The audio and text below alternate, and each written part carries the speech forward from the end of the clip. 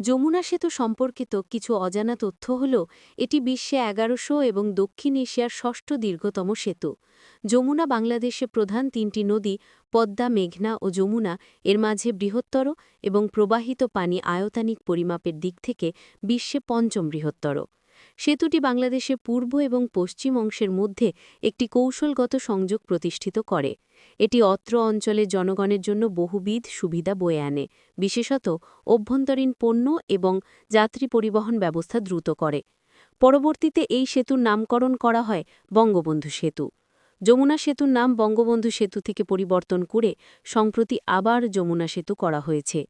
যমুনা সেতু স্থাপনের জন্য প্রথম উদ্যোগ নেওয়া হয় ১৯৪৯ সালে। ১৯৯৪ সালের ১৫ অক্টোবর এর কাজ শুরু হয় এবং ১৯৯৮ সালের ২৩ জুন যান চলাচলের জন্য উন্মুক্ত করা হয়। সেতু নির্মাণে ব্যয় হয় ৩,৭৪৫ কোটি ৬০ লাখ টাকা। সেতু চালু হয় ১৯৯৮ সালের জুন মাসে। লক্ষ্যমাত্রা ছিল সেতু নির্মাণে ২৫ বছরে বিনিয়োগের টাকা তুলে আনা হবে। তবে নির্ধারিত সময়ের ৭ বছর আগেই সেতুর নির্মাণ ব্যয় উঠে আসে। ২০০৩ সালে সেতু কর্তৃপক্ষ বঙ্গবন্ধু সেতুটি বুঝে নেয়। চুক্তি মোতাবেক ত্রুটির জন্য পরবর্তী ১০ বছর বঙ্গবন্ধু সেতু ত্রুটির সব ব্যয়ভার হুন্দাইকে বহন করতে হবে বলে যোগাযোগ মন্ত্রণালয়ের আইন শাখার ২১ আগস্ট ২০০৭ তারিখের পত্রে উল্লেখ করা হয়। পরবর্তীতে সেতু সংস্কার কাজে চীনের চায়না কমিউনিকেশন কনস্ট্রাকশন কোম্পানি এবং ২০০৮ সালের মার্চে ফিলিপাইনের প্রতিষ্ঠাতা অ্যাঞ্জেল লাজারো অ্যান্ড অ্যাসোসিয়েটস লিমিটেডকে ফাটল মেরামত কাজের টেন্ডার ডকুমেন্ট তৈরি ও মেরামত কাজ তদারকির পরামর্শক হিসেবে নিয়োগ করা হয়।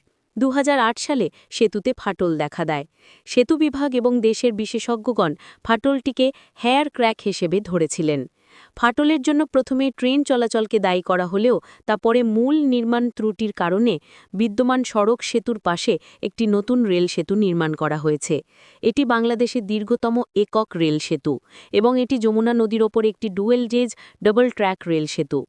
নতুন রেল সেতু দিয়ে যমুনা পার হতে মাত্র ২ থেকে ৩ মিনিট সময় লাগে, যেখানে আগের সড়ক সেতুতে ২০-২৫ মিনিট লাগত।